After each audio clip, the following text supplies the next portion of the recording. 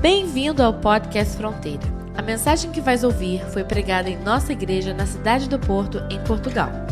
Nossa oração é para que sejas abençoado por essa palavra. Eu quero te convidar a meditar na palavra do Senhor comigo nesta manhã. O tema da nossa mensagem é Deus quer falar contigo.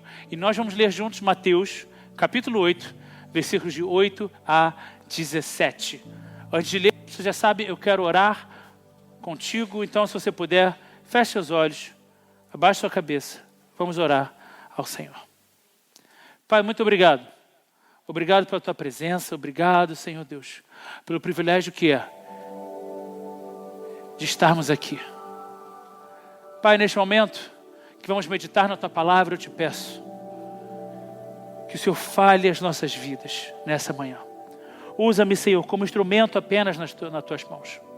Que não sejam as minhas palavras ou opiniões ou o que eu quero dizer, mas verdadeiramente, Pai, a tua palavra que é viva, poderosa, eficaz, que penetra na divisão entre a alma e o espírito, e só o Senhor pode fazer isso. Pai, nós repreendemos na autoridade que é o nome de Jesus toda a distração. Nós repreendemos, Pai amado, todo o coração de pedra, todo o coração fechado, mas encontra aqui, Senhor, mentes, corações e ouvidos abertos para ouvir e receber e viver aquilo que o Senhor tem a falar às nossas vidas nessa manhã. Senhor, como a tua palavra declara, que a meditação dos nossos corações seja agradável ao Senhor. Recebe, Pai, o nosso melhor nessa manhã. Nós te amamos, nós somos gratos. É no nome de Jesus que nós oramos. Amém, amém. Nós vamos ler juntos Mateus capítulo 8, versículos 8 a 17, que diz assim: deem fruto que mostre o arrependimento. Não pensem que vocês podem dizer a si mesmos: Abraão é o nosso pai. Pois eu lhes digo que estas pedras Deus pode fazer surgir filhos a Abraão. O machado já está posto à raiz das árvores, e toda árvore que não der bom fruto será cortada e lançada ao fogo. Eu os batizo com água para arrependimento, mas depois de mim vem alguém mais poderoso do que eu, tanto que não sou digno nem de levar as suas sandálias. Ele os batizará com o Espírito Santo e com fogo. Ele traz a pá em sua mão e limpará a sua eira, juntando o seu trigo no celeiro, mas queimará a palha com fogo que nunca se apaga. Versículo 13. Então Jesus veio da Galileia ao Jordão para ser batizado por João. João, porém, tentou impedi-lo, dizendo: eu preciso ser batizado por ti, e tu vens a mim? Respondeu Jesus: deixa assim por enquanto. Convém que assim façamos, para cumprir toda a justiça. E João concordou. Versículo 16 e 17. Assim que Jesus foi batizado, saiu da água. Naquele momento o céu se abriu, e ele viu o Espírito de Deus descendo como uma pomba e pousando sobre ele. Então uma voz dos céus disse: esse é o meu Filho amado, em quem me agrado. Amém. Amém. Nós sabemos que nos evangelhos, sempre que vemos uma fala, essa fala é de Jesus. Nessa passagem de Mateus, quem começa falando, quem começa a ensinar é João Batista. João Batista é quem diz: deem fruto que mostre o arrependimento. Não pensem que vocês podem dizer a si mesmos que vocês são filhos de Abraão, pois, como João diz, o próprio Deus pode dizer a essas pedras: tornem-se filhos de Abraão. João Batista começa a ensinar, João Batista começa a dizer ao povo: é necessário o arrependimento. Vocês precisam de ajuda com alguma coisa?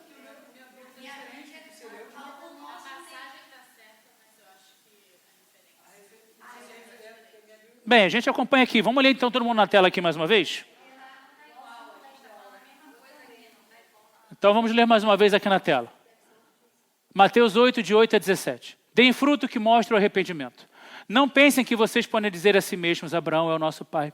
Pois eu lhes digo que dessas pedras Deus pode fazer surgir filhos a Abraão. O machado já está posto à raiz das árvores, e toda árvore que não der bom fruto será cortada e lançada ao fogo. Eu os batizo com água para arrependimento, mas depois de mim vem alguém mais poderoso do que eu, tanto que não sou digno nem de levar as suas sandálias. Ele os batizará com o Espírito Santo e com fogo. Ele traz a pá em sua mão e limpará a sua eira, juntando o seu trigo no celeiro, mas queimará a palha com fogo que nunca se apaga. Versículo 13, então Jesus veio da Galiléia ao Jordão para ser batizado por João. E João, porém, tentou impedi-lo, dizendo: eu preciso ser batizado por ti, e tu vens a mim? Respondeu Jesus: deixa assim por enquanto. Convém que assim façamos, para cumprir toda a justiça. E João concordou. Assim que Jesus foi batizado, saiu da água. Naquele momento o céu se abriu, e ele viu o Espírito de Deus descendo como pomba e descendo e pousando sobre ele. Então uma voz dos céus disse: esse é o meu Filho amado, em quem me agrado. Amém. Esse é o batismo de Jesus. O batismo de Jesus aparece nos 4 evangelhos. Nós sabemos que dos 4 evangelhos, 3 são muito semelhantes. Nós chamamos esses de evangelhos sinóticos, porque são similares, sim, ao olho, à ótica. Evangelhos sinóticos, que é Marcos, Mateus e Lucas. O Evangelho de João é um pouco diferente. O Evangelho de João nos expõe o coração de Jesus. O Evangelho de João nos mostra as coisas que Jesus sentia, pensava, aquilo que era revelado a ele, aquilo que ele sabia, porque ele é Deus, ele sabe de todas as coisas. Então, nos 3 evangelhos sinóticos, nós vemos muitas coisas parecidas. Mas no Evangelho de João, muitas vezes nós temos uma perspectiva diferente. Mas do batismo de Jesus aparece nos 4 evangelhos. Por quê? Porque é importante. Porque é fundamental. É fundamental que nós entendamos que Jesus, vendo João Batista, seu primo, aquele que batizava, o nome dele não era Batista, o nome dele era João, João que batizava, Jesus foi até João para ser batizado por ele. O batismo nas águas, como já falamos aqui, é uma declaração pública da nossa fé, mas o próprio João declara que o batismo dele é um batismo para arrependimento. Eu os batizo com água para arrependimento. O batismo nas águas, ele é uma declaração do meu arrependimento, do velho homem que fica e do novo homem que é erguido com Cristo. João, obviamente, sabia que Jesus não precisava ser batizado. Jesus sabia que ele não precisava, ele é Deus. Do que ele vai se arrepender? Ele é perfeito, ele é sem pecado. Tanto que João diz a ele: eu preciso ser batizado por ti. Mas Jesus diz: deixe que assim seja feito, para que se cumpra toda a justiça, para que se cumpra toda a lei, para que tudo que é necessário ser feito, seja feito. E ali nós temos um lindo momento, quando Jesus é erguido das águas, em que o Pai fala a todos que estão ali. Deus fala a todos: este é o meu Filho em quem eu me agrado. Este é o meu Filho. Deus faz questão de falar a todos que estão ali: este é o meu Filho. Ouçam-no, prestem atenção nele. Deus faz questão de falar a todos, não apenas lá, há 2000 anos atrás, mas hoje, nos nossos dias, aqui, nesse lugar. Esse lugar é a casa de Deus, esse local é onde o Senhor decide nos encontrar. Por que a igreja é importante? A igreja não é importante para que nós possamos passar tempo juntos. A igreja não é importante para que nós possamos fazer obras sociais. A igreja é importante porque é onde Deus fala a todos nós. Essa semana eu li algo que eu achei muito interessante. Um pastor americano publicou o seguinte artigo: a igreja para você é chata? A igreja para você é monótono? Igreja para você é mais alguma coisa que você tem que fazer? O problema não está na igreja. O problema está em você. Nós servimos a um Deus, nós falamos inclusive disso aqui nessa manhã, no Bíblia Aberta. Nós servimos a um Deus que criou todas as coisas. Um Deus que é extremamente criativo. Quando nós pensamos em criatividade, ninguém pensa em algo chato. Nós pensamos numa mente que elabora, que cria, que desenha. Nós pensamos em cores, em sons, em música, em movimento. Um Deus criativo, desculpe minha sinceridade, não quer o meu louvor morto. Um Deus criativo não quer a minha adoração monótona. Um Deus criativo quer, como a Bíblia declara, cantem ao Senhor com alegria. Um Deus criativo deseja, louvem-no com todos os símbolos, com os pratos, com os instrumentos de corda. Louvem ao Senhor com tudo que vocês têm. Ergam o brado ao Senhor. É assim que a Bíblia nos convida a vir à presença dEle, com adoração.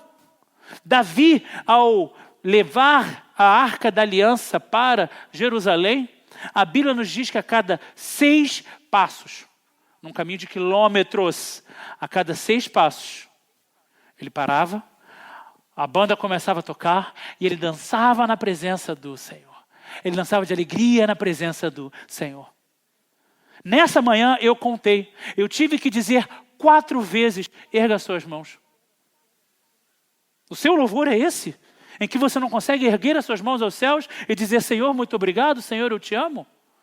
A Bíblia declara, eu quero, escreve o apóstolo Paulo, que todos os homens ergam mãos santas ao Senhor. É necessário que nós saiamos desse instinto de igreja é chato, igreja é monótono, igreja não é para mim, igreja é. Porque a armadilha de Satanás para o mundo é essa. A armadilha de Satanás é fazer a igreja chata e o mundo divertido. A armadilha de Satanás é fazer da igreja um local engessado e lá fora no mundo eu encontro alegria. Eu encontro momentos de ápice, momentos de euforia. Só que os momentos de euforia nos levam à destruição. Os momentos de euforia nos levam, desculpa a sinceridade, ao inferno. Deus fala a todos nós aqui. Deus está sempre a falar. Mas se nós perguntássemos, quantos aqui ouvem a voz de Deus? Ou talvez a pergunta seja, quantas vezes na sua vida você ouviu a voz de Deus?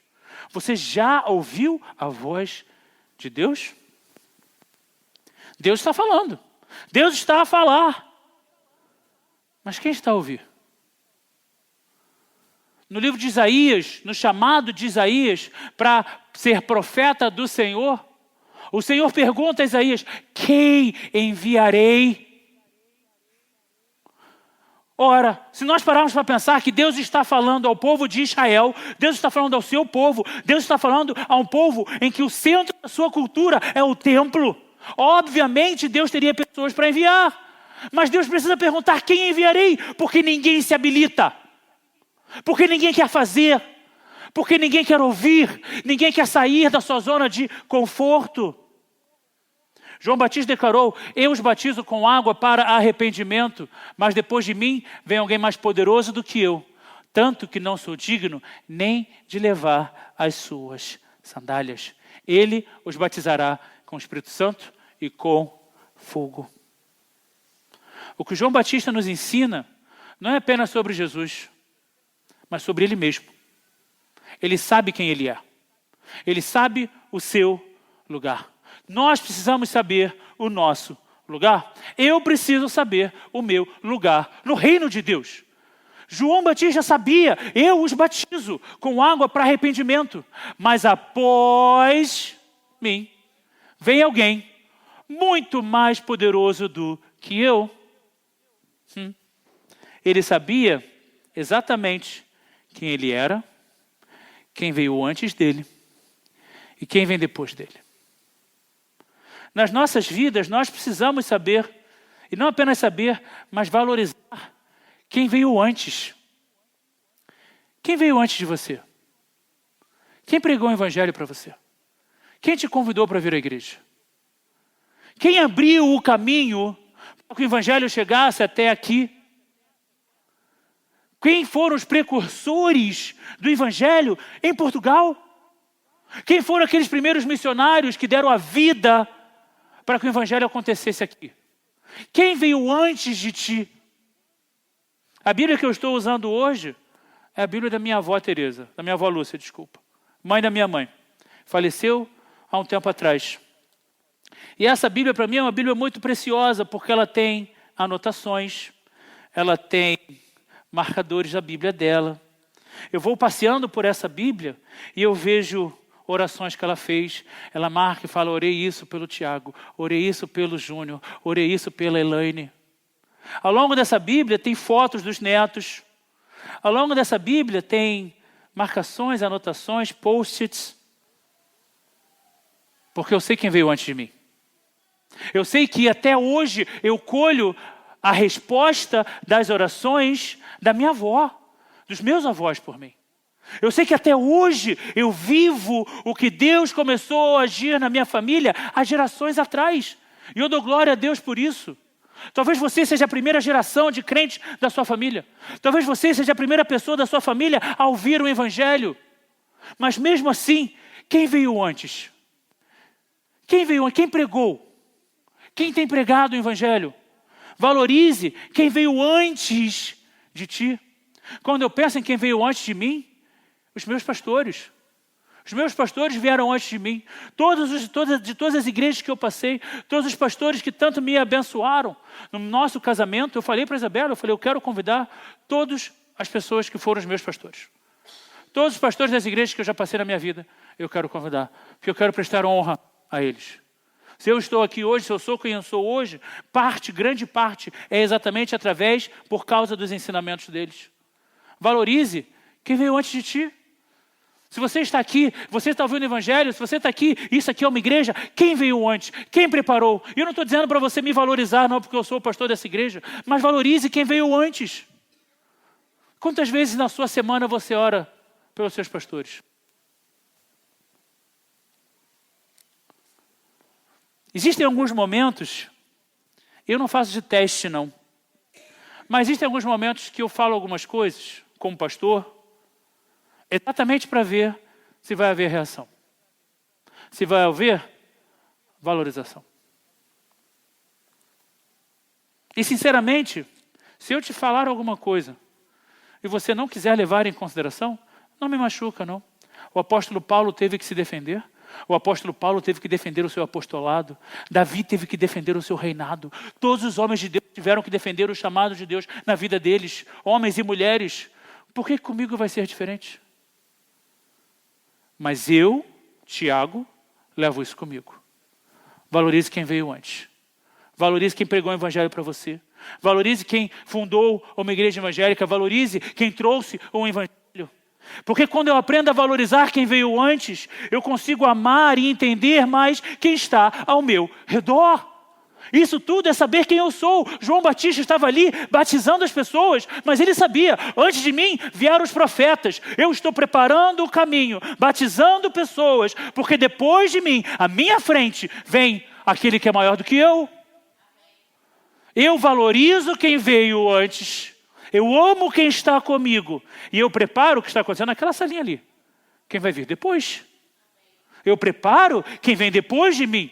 Nós todos temos que viver isso. Nós temos que saber o nosso lugar no reino de Deus. Você sabe que você está em Samamed, porque você sabe que para lá é um bairro, para lá é outro, para cá é outro e para lá é outro. Você sabe os seus pontos cardeais, norte, sul, leste, oeste. Você aprende a andar no bairro em que você mora, na vizinhança em que você vive, de caminhar, de dirigir. Uma pessoa que só segue GPS nunca aprende a dirigir. Nunca aprende a se encontrar por si só. Porque você está olhando para uma tela. Você não está olhando ao redor, você não está aprendendo por onde você está passando. Nós temos que saber o nosso lugar no reino de Deus. Eu amo essa passagem em Hebreus capítulo 11. Hebreus capítulo 11 é um hall de heróis da fé. É uma lista de homens e mulheres que venceram pela fé. E essa lista ela chega a um ponto tal que o autor de Hebreus precisa dizer: que mais direi? Não tenho tempo. Eu acho lindo isso. Porque ele está escrevendo. Ele tem o tempo. Ele tem o tempo porque não é uma fala. É uma escrita, mas o que o autor aqui está dizendo é: há tanto mais para falar. Não tenho tempo para falar de Gideão, Baraque, Sansão, Jefté, Davi, Samuel, os profetas, os quais pela fé, preste atenção, conquistaram reinos, praticaram a justiça, alcançaram o cumprimento de promessas, fecharam a boca de leões, apagaram o poder do fogo e escaparam do fio da espada. Da fraqueza tiraram força, tornaram-se poderosos na batalha e puseram em fuga exércitos estrangeiros. Grandes coisas, conquistaram reinos, e coisas que parecem pequenas, praticaram a justiça. Alcançaram o cumprimento de promessas, amém. Mas fecharam a boca de leões, apagaram o poder do fogo e escaparam da espada. Da fraqueza tiraram força. E ele segue dizendo: houve mulheres que pela ressurreição tiveram de volta os seus mortos. Uns foram torturados e recusaram ser libertados. Leia mais uma vez. Alguns foram torturados e recusaram ser libertados para poderem alcançar uma ressurreição superior. Outros enfrentam zombaria, açoites. Outros ainda foram acorrentados e colocados na prisão, apedrejados, cerrados ao meio, postos à prova, mortos ao fio da espada. Andaram errantes, vestidos de pele de ovelhas e de cabras, necessitados, afligidos e maltratados. O mundo não era digno deles.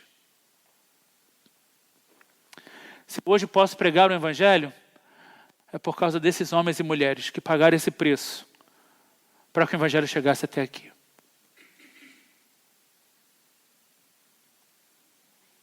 O mundo hoje se pergunta, as igrejas hoje se perguntam, por que o Evangelho está tão fraco? Por que as igrejas estão tão fracas? Por que cada vez mais nós vemos erros crassos, coisas horrorosas dentro das igrejas? Porque quem quer pagar o preço?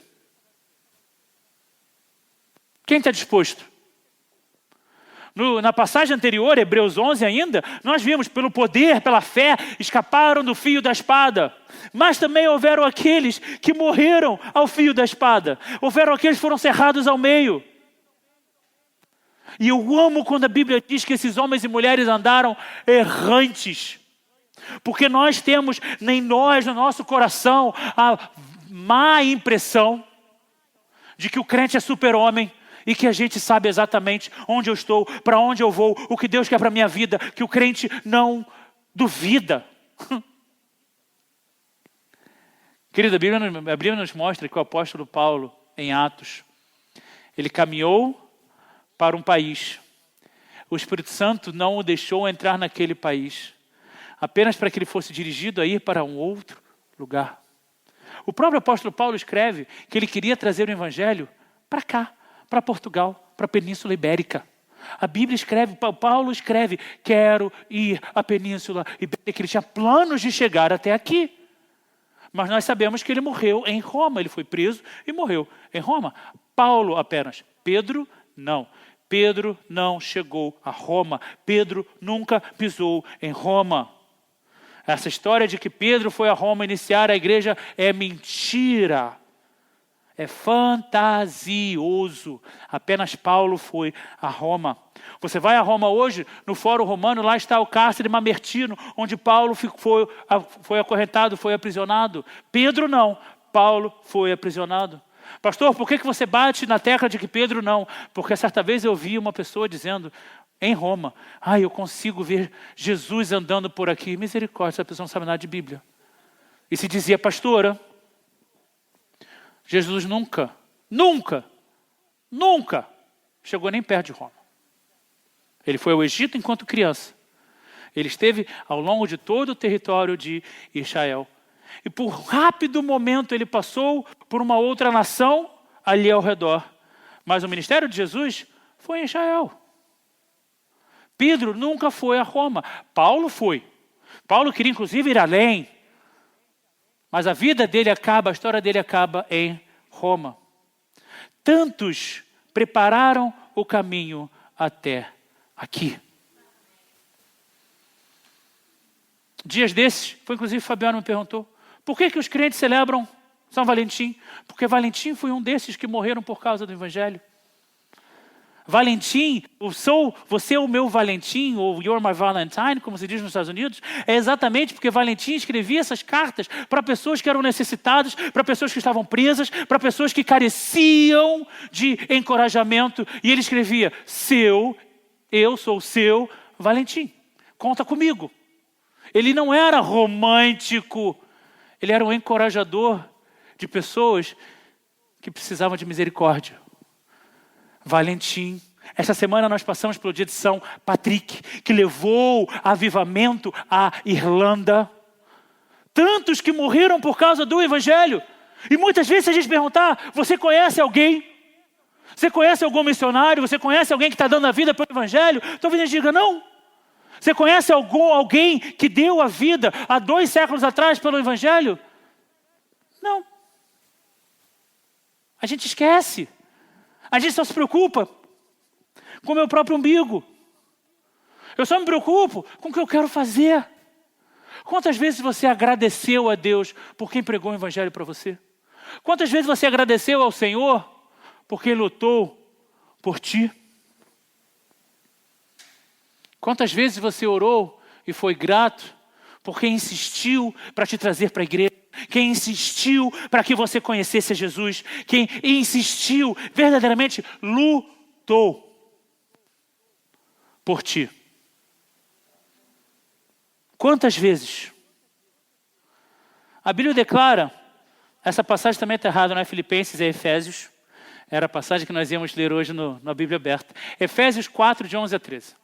E ele designou alguns para apóstolos, outros para profetas, outros para evangelistas, e outros para pastores e mestres, com o fim de preparar os santos para a obra do ministério, para que o corpo de Cristo seja edificado, até que todos alcancemos a unidade da fé e do conhecimento do Filho de Deus e cheguemos à maturidade, atingindo a medida da plenitude de Cristo.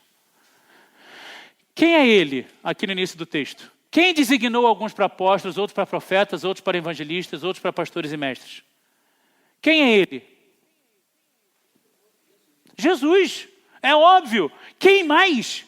Quem mais pode designar alguém para ser apóstolo, ou para ser mestre, ou profeta, ou evangelista?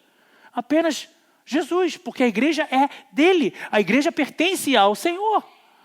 Ou seja, o próprio Cristo designou alguns para apóstolos, já passaram os apóstolos, outros para profetas, ainda temos profetas hoje em dia, evangelistas, pastores e mestres. Por quê? Para que existe tudo isso? Para que eu tenho que ir para a igreja? Para que eu escuto pregação? Para que a gente tem Bíblia aberta? Com o fim de preparar os santos para a obra do ministério, para que o corpo de Cristo seja edificado, até que não 1, nem 2, nem 3, ou alguns, ou a maioria, até que todos alcancemos a unidade da fé e do conhecimento do Filho de Deus e cheguemos à maturidade, atingindo a medida da plenitude de Cristo. Ou seja, é para todos nós. Se você está aqui nessa manhã e você acha, não é para mim, é para você. Se você vem à igreja e você pensa, isso não é bem para mim, é para você, é para todos nós, até que todos alcancemos a unidade da fé. Todos nós temos que alcançar a fé, o conhecimento, a maturidade, a medida da plenitude. Tudo que Deus tem para mim é o que Ele tem para nós. É o que Ele tem para a sua igreja. E desculpe, aquele que acha que não é para mim, está negando. Está abrindo mão. O próprio Senhor escolheu para o meu bem. Isso eu quero que você fale para você. Eu quero te convidar, leia essa frase com a mão sobre o seu coração, porque você está falando para si mesmo. O próprio Senhor escolheu para o meu bem. Você vê que privilégio? Em algum momento, Deus escolheu alguém para se tornar um mestre, para ensinar. Eu penso em mestre, eu penso no meu avô, pastor Abraão. Eu penso na minha mãe, na pastora Elaine. Um mestre que ensina, que tem prazer em abrir a Bíblia, ensinar e ir lá, passo a passo, devagarinho, para que alguém aprendesse. E esse alguém fizesse a obra do ministério. Esse alguém somos todos nós, fizéssemos a obra do ministério, para que todos nós crescêssemos, amadurecêssemos, vivêssemos o que Deus tem para nós. Tudo que o Senhor escolheu é para o meu bem. Se Deus escolheu pastores, é para o meu bem. Se Deus escolheu mestres, é para o meu bem. Então dar uma aula é algo sagrado. Quando a gente insiste na aula das crianças ou na aula dos adolescentes, é porque é para o bem da igreja, é para o meu bem, é para o nosso bem, é para o bem daqueles que aprendem, é para o bem daqueles que têm a crescer, e todos nós temos a crescer. Todos nós precisamos crescer, todos nós precisamos amadurecer, porque nós não chegamos lá ainda. O ponto que Deus tem para nós, para que o corpo de Cristo seja edificado, até que todos alcancemos a unidade da fé e do conhecimento do Filho de Deus. Você acha que você conhece Jesus tanto quanto a pessoa que está sentada do seu lado?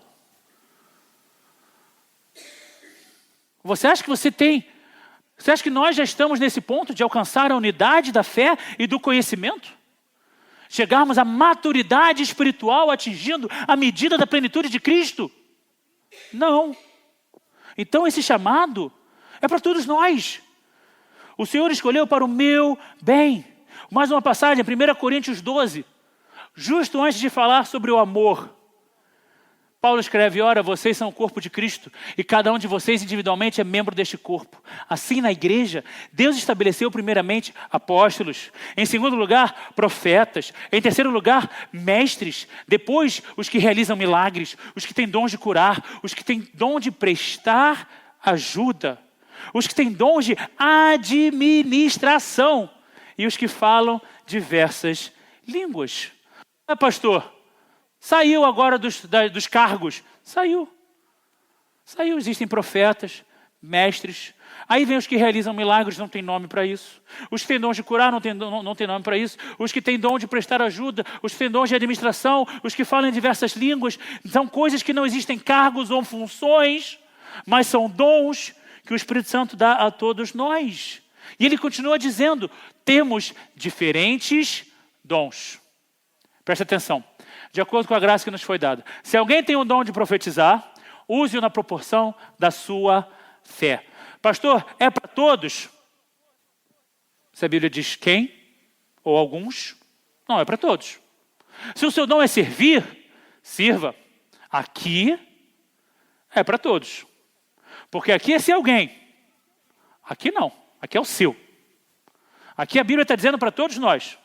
Se o seu dom é servir, sirva. Se o seu dom é ensinar, ensine. Se é dar ânimo, que assim faça. Se é contribuir, que contribua generosamente. Contribuir, entenda-se, ofertas e dízimos. Se é exercer liderança, que exerça com zelo. Se é mostrar misericórdia, que o faça com alegria.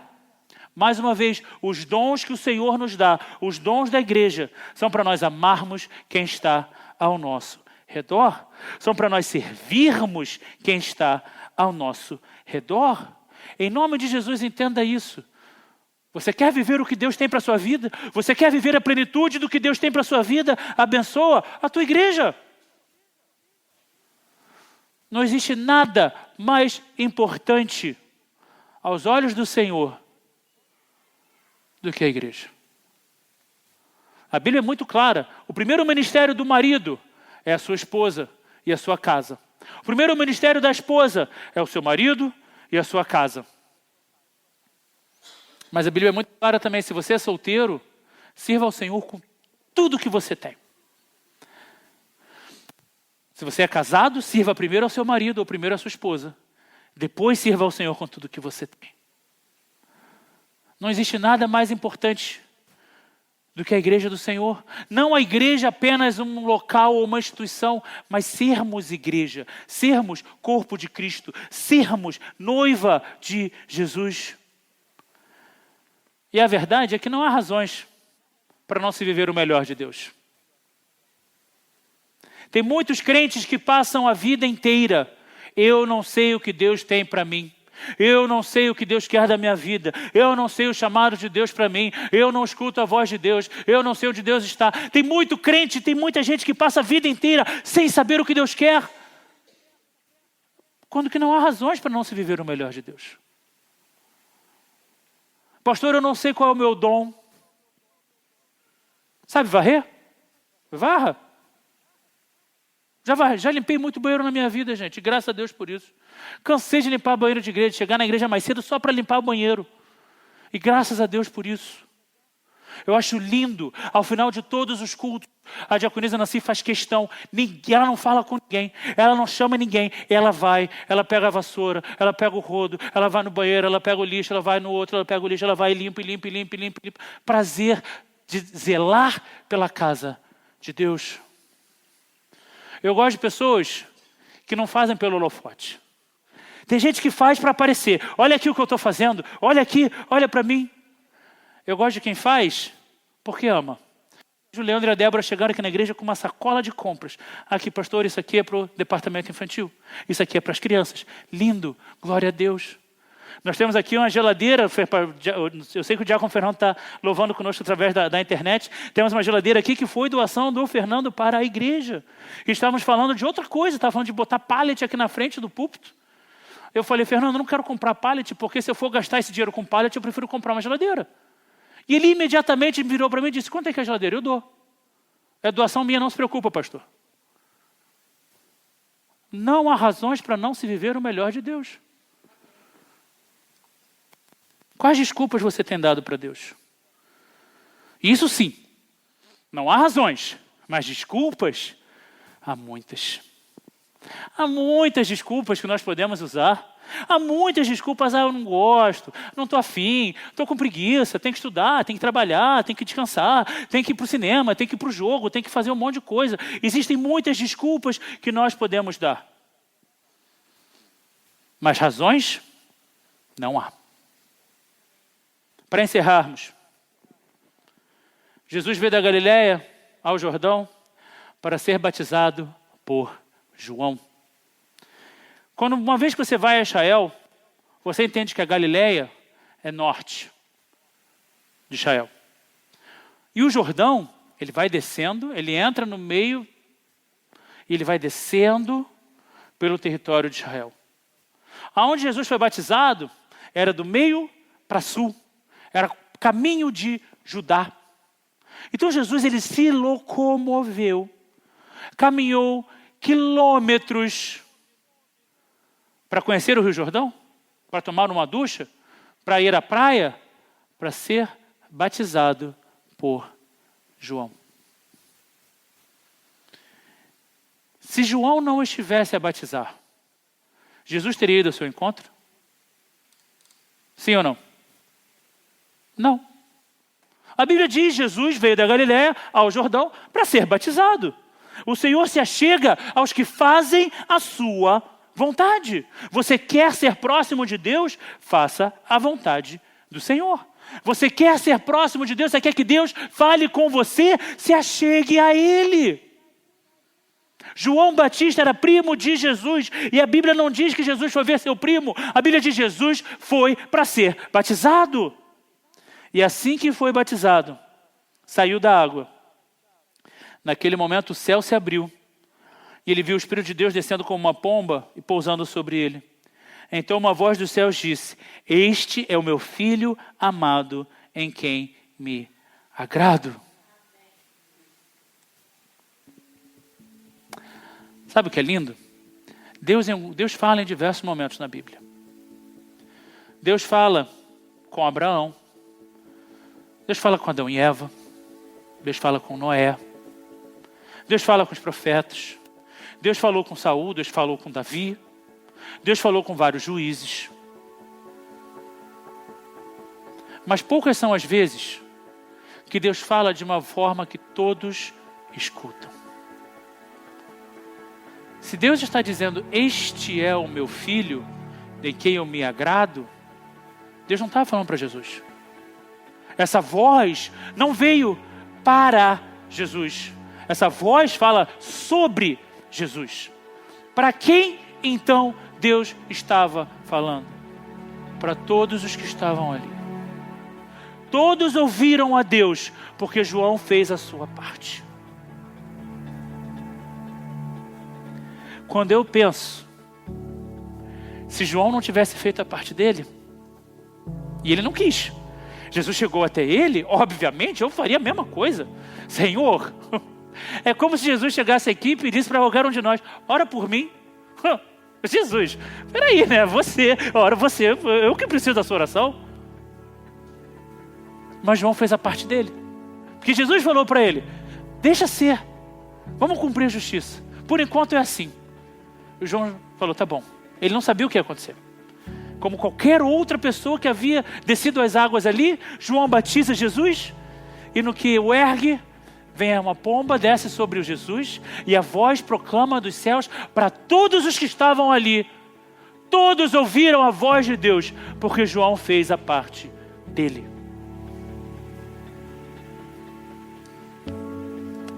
Uma pergunta para você se fazer.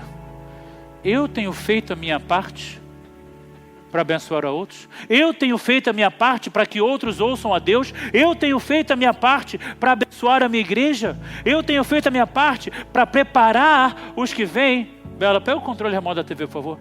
Eu tenho feito a minha parte para preparar os que vêm depois de mim?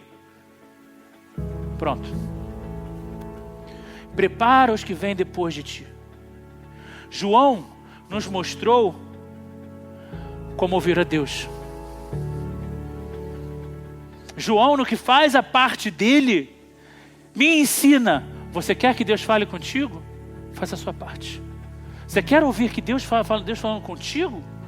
Faz a sua parte. Entrega seu coração. Entrega a sua vida. Se rende de uma vez por todas, porque Deus quer falar contigo. Esse é o tema da nossa mensagem nessa manhã. E essa é a nossa oração nessa manhã. Deus quer falar contigo. Saiba mais sobre nós. Visita nosso site fronteira.church ou descarrega nossa app Fronteira. Que Deus te abençoe.